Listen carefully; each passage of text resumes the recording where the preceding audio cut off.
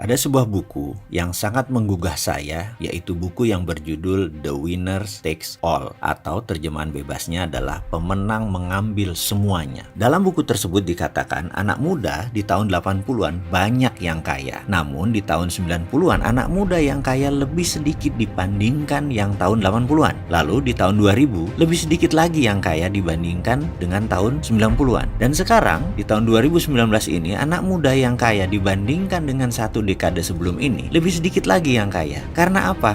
Karena the winner takes all. Yang tua-tua sudah menjadi pemenang dan mengambil semuanya. Maksudnya bagaimana? Ini contoh. Kalau saya mau mentransfer uang dolar ke rekening Anda, sahabat, maka kita berdua datang ke bank, isi formulir, lalu saya berikan uang itu ke teller, lalu secara sistem, teller tadi akan mengetik sebuah informasi dan menotifikasi ke New York. Lalu, oleh bank di New York, di-forward ke sebuah kota kecil di Switzerland namanya Basel. Kalau Basel bilang oke, New York bilang oke, baru uang itu masuk ke rekening Anda, dipotong sedikit komisi. Komisi tadi bank dapat dan pastinya Basel dapat. Basel adalah the winner. Semakin kaya kita berdua, lalu transaksinya menggunakan platformnya mereka, ya Basel semakin kaya. Contoh lagi, siapa dari kita yang menggunakan sosial media untuk berdagang? Misalnya kita berdagang melalui Instagram, melalui Facebook, atau sosial media lainnya. Yang intinya, semakin kita sukses, Instagram semakin kaya. Semakin transaksi kita besar, Facebooknya semakin kaya. Karena itu, mereka berdua dikatakan sebagai the winner takes all. Mereka sebenarnya ngambil lebih banyak karena kita pakai platformnya dia. Hampir di semua lini sudah ada pemenangnya,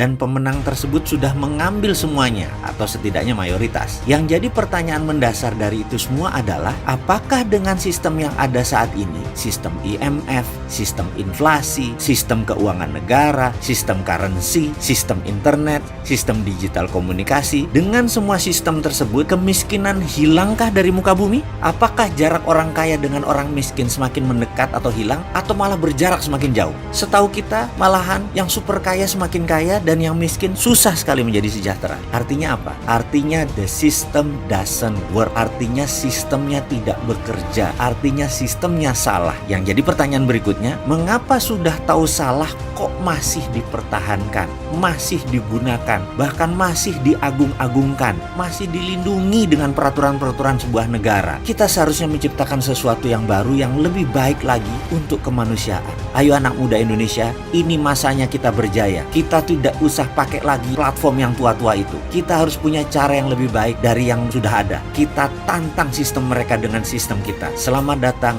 New Economic Model.